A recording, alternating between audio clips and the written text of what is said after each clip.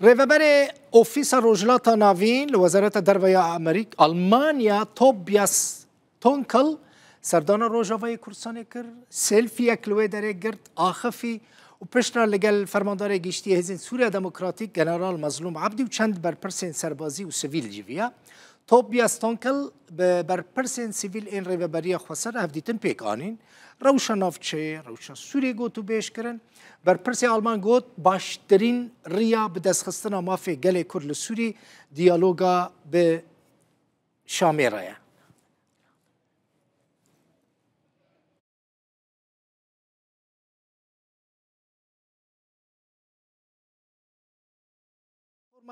اکس دستخوشی لهلوست و رولا آلمانیا کر جبو پشتگری و آلیکاریا آلمانیا جبو کردان ادی عبدی د نویسا خدا بحث هفدیتنا لگل شاندر آلمانیا جبو روجلات ناوین توبیاس تونکل کن.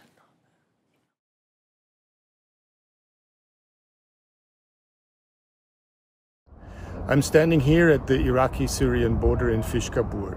We just spent 2 days. از لسر سینور العراق و سوریه ما لفیش خابوره ما دو روز لدورین کردی لباکر رجلات سوریه درباز کرن ام وکا یکم شاندا فرمی یا آلمانیای بون جه چند سالان و اف پارچه جه سوریه بدهان سالان پاشگه کری بو جه آلیه اسد و بدریجاهی سالن شر نفخویی هر وها د شرن لدجی داعش ده و گواشن بردوام ان ترکیه لینها لباکر رجلات سوریه شانسک های جبو گوهرتنه و بسرکتنا لسر پارچبون و جدابونه و بسرکتنا لسر هجاریه و آواکرنا نافچه که کردی یا پیشکتی لسوریه جبر ویه که دنگ کردی بهز پیوسته د دیالوگان اجتماعی ده که دوی نها دست پی بکه تشتی که از لسر آخوی ما اوه بجواکا سویل و فرماندارین کرد را لقامشلو و حسکه مجوان را تکز کرد که امه لکیلکا وان راوستن دشره بردوام ایل دجی داعش ده و تشتی که ام دخوازن تیده ببن هفپار اوه که سوریه کنو یا یک گرتی آوا بکن. And that we want to be partner in the big endeavor to build a united, inclusive